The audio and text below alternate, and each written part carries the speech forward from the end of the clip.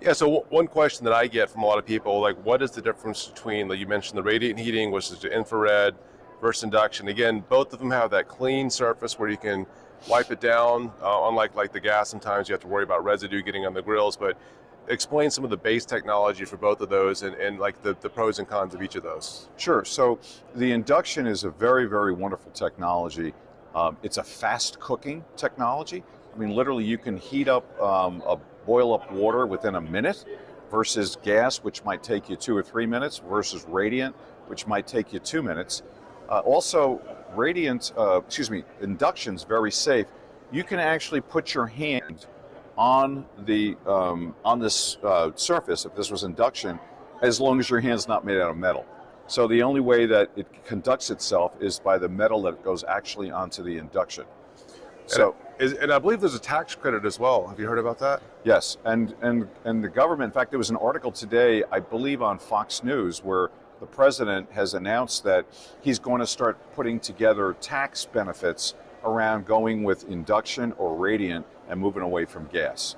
So I think it's choice, not chance. People have asked me, why radiant versus induction? To be frank with you, the two prices are collapsing very quickly. It used to be induction was at this price and radiant cooking is at this price, but we're seeing that they're coming very close together. And once that happens, choice, not chance really before was on price points and some of the benefits between the two. Once they collapse, induction will be the clear winner. The conundrum is America needs to better understand, and I applaud Matt for driving this agenda.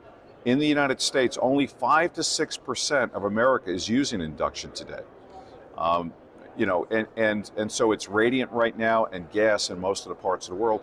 When we all start to better learn about induction, I assure you that everyone in America will be cooking with induction, much better experience, much quicker experience, much safer experience, and by the way, much more efficient.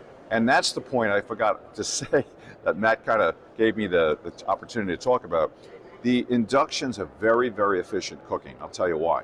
You're getting nearly 90%, almost 100% cooking heat into your pot, into your pan, versus gas, where gas is about 45 to 50% of that gas, that flame coming up, is going to go ahead and cook your food, while the rest is going to dissipate the gas out into the home.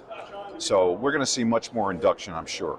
And you brought up a good point earlier, like all this technology is great, but unless you ventilate properly, even with electric, even with induction, you do have a lot of microparticulates that come off the pots, the pans.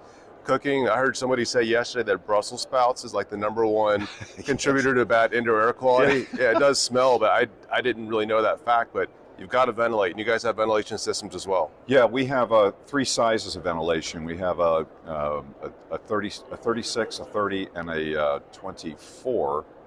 And the good news about that ventilation is that people don't really understand it. The good news is we have an opportunity to help them with it, but the ventilation has kind of got 2 things going on.